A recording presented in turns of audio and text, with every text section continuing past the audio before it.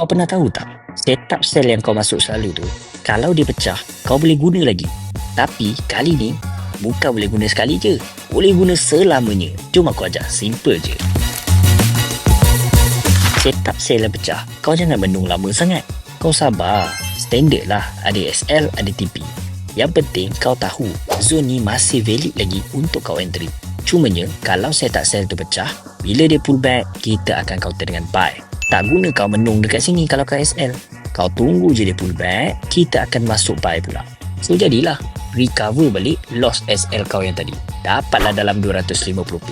Tapi macam aku kata, zone ni kau boleh guna selamanya. Inilah konsep SNR. SNR ni bila masuk kawasan resistance, kita akan fokus sell. Tapi kalau pecah, kita akan jadi konsep SPR dan kita akan fokus buy. So kalau dia masuk support dan dia pecah, zone tu masih valid. Untuk kau jadikan apa? Untuk kau jadikan tempat untuk kau sell. Kalau kau guna konsep SPR RBS ni, bolehlah recover segala loss-loss kau tu dalam trading. Sekali lagi, kau tarik je dan kau tunggu je. Bila dia masuk, itulah tempat yang kau akan fokus untuk sell. Selagi mana dia respect, selagi itulah kau entry.